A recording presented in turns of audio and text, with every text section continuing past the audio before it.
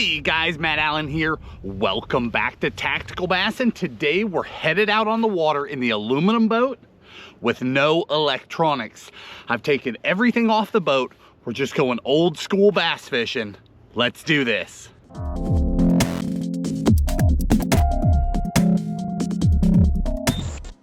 All right guys, here's our situation today. We're going out fishing. We have no electronics on the boat. Water temperature,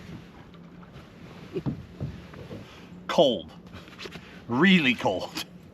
The air temps right now, my truck's at are 43 degrees and the water is not far off. It's really chilly. It's a weird day today. The temperatures, this is actually the hottest it's going to be all day, and it's just going to get colder. We've got this cold snap blowing in. It should be around freezing or just below freezing when we get off of the water. So I really don't know what to expect. I brought everything from a square bill to a jig, a blade bait, a chatterbait, a jerkbait, you name it, I brought it. We're just going to go out here and see what the fish tell us. This is old school bass fishing with no electronics, no information. I haven't been on this lake for, I don't know, a year, and I've never been here this time of year. It'll be really interesting.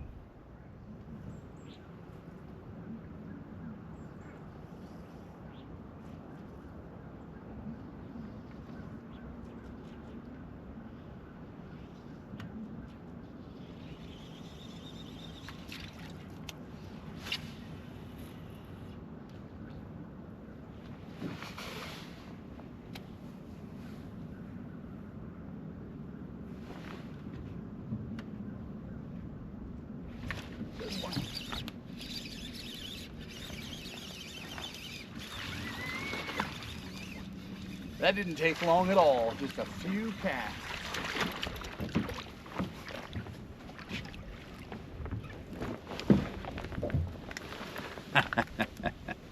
Nice. Throwing that pitching jig. So to start this thing off, I thought, where am I gonna start? No electronics, I'm gonna start on the bank. It rained a little bit the last 2-3 days. Hang on, let me get this boat stabilized. It rained the last 2 or 3 days, and we've got a little break in it now, but it's supposed to get nasty again. So I don't know how much the water rose, but in my mind, the water probably came up. So there should be some fish trying to press shallow. So I took that pitching jig and I went to the first laid down tree that I saw. I did not get bit. Second laid down tree was that one right there. That's definitely a clue. We'll build from that. We've gone about 45 minutes without another bite. This cloud cover has rolled in and temperatures are crashing already. It is bitter cold with the wind. I'm gonna put some more layers on. I don't know, I threw a couple things. I threw a blade bait, I threw a chatterbait. I have not had another bite yet. So I think we might just hunker down and slow flip that jig for a little while and just see what it produces.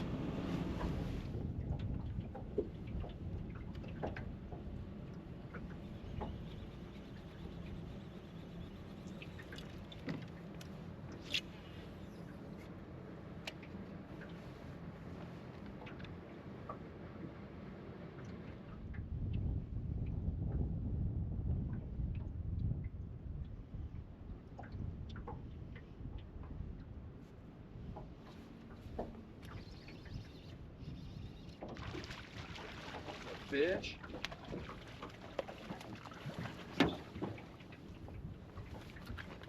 Man, that was out here in the middle of nowhere. It started raining too. That was not part of the forecast until much, much later. This little guy. So I came out into what I call the hollows, which is the wide open middle. And in the modern world, people would come out and use live forward-facing sonar for that. But today, we're just slinging around because that's how we always did it. Forward-facing sonar is a new thing the last few years, right? Technology keeps moving forward, but these fish were getting caught before, so it's not a big deal to just come out and blind fish. Now, It's a little slower, right? I'm like half asleep pulling that blade bait with one arm, and then all of a sudden there's a fish. But that Damiki vault is just such a fish catcher. You just cover water with it and they pick it off.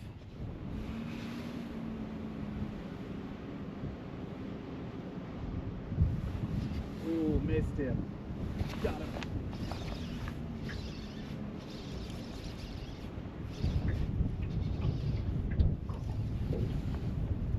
Feels like a decent, oh, he came off. That felt like a good fish. Oh, shoot.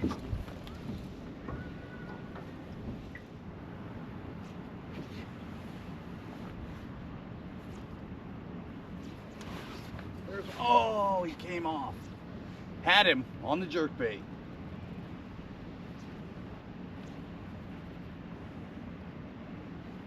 Might have hit him just a little hard.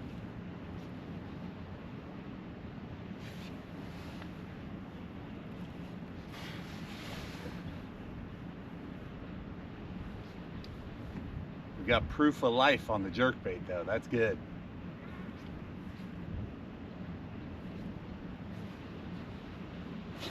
There's one. It's funny when there's no electronics making racket, these fish will bite right at the boat. That's that Vision 110 Junior, the French pearl color.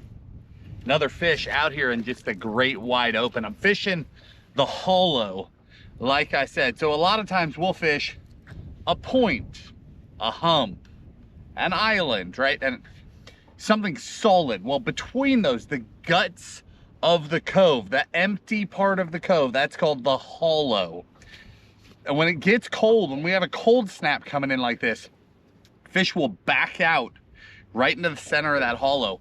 They'll also go up and get right on cover and just burrow in. That's why I started out flipping that jig. But other fish will just come out and they sit right in the mud, right in the center of the deepest part of the hollow. Now, I have no idea how deep it is. Maybe it's not real deep. I'm guessing like 6 to 10 foot out here. I don't know, 8 to 10 foot. It's not real deep, but the fish are in the deepest part. So I'm just blind fan casting. I was using like a 7 or 8 count on the jerkbait, really letting it soak. And we've had 2 bites on it now.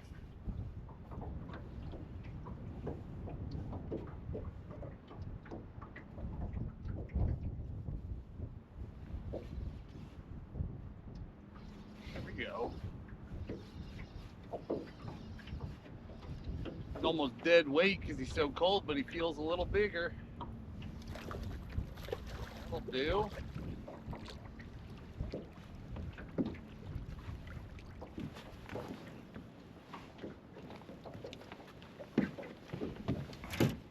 Decent one on the blade bait. It's that Damiki vault again. He was just dead weight. That fish is cold. No noticeable bite at all. And I'm using really sensitive gear, braided line. But you're hopping that vault along the bottom, and it felt like that fish just stopped it, was all he did. Just picked it up. Wow, it got really windy.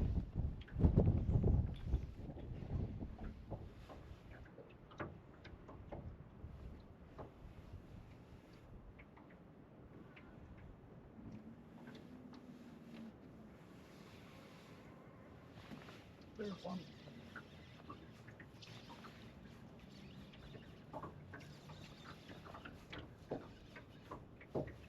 So I wanted to start adapting. We've had some bites on the jerkbait, the blade bait.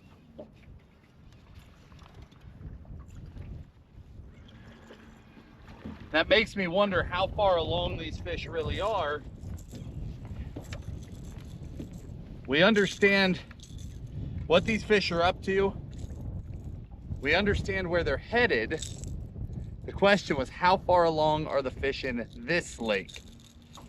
So I switched to a lipless Jackal TN70 craw. just to see. That's one of our better bites of the day right there. I've only been throwing it for about 15 minutes. It's very telling, I hope.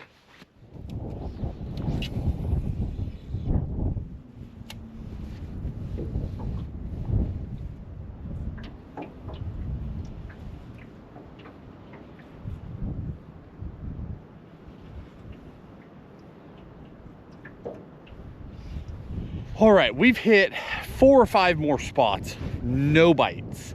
I've been trying to see if this thing is farther along than I thought. What I've run into is chocolate milk water. There's a beaver dam up here, just barely above surface. The water coming by that thing is just chocolate milk.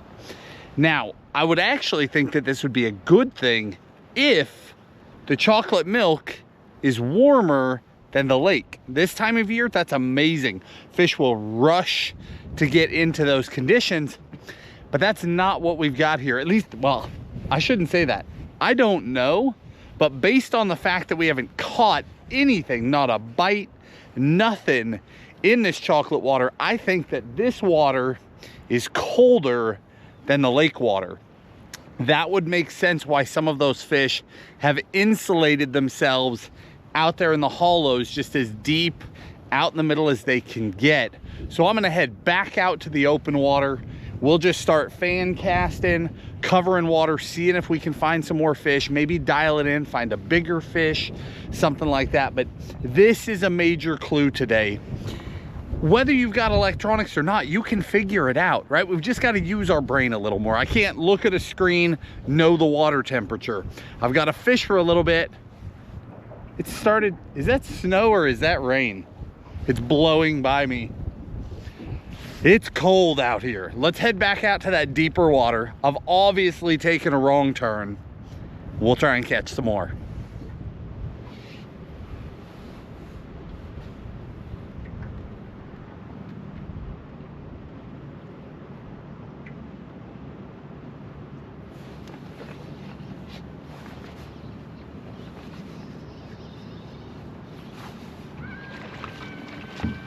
Fish.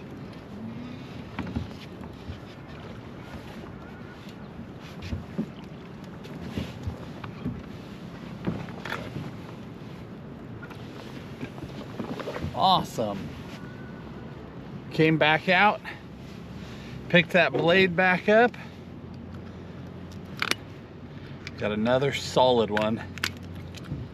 Man, it has gotten really cold out here.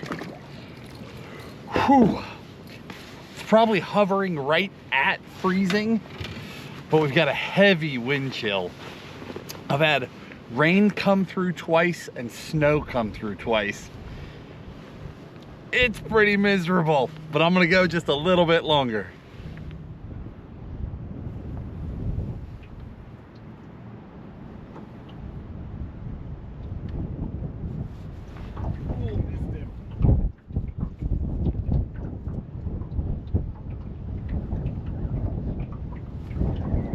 All right, guys, we're gonna wrap it up here. I am frozen.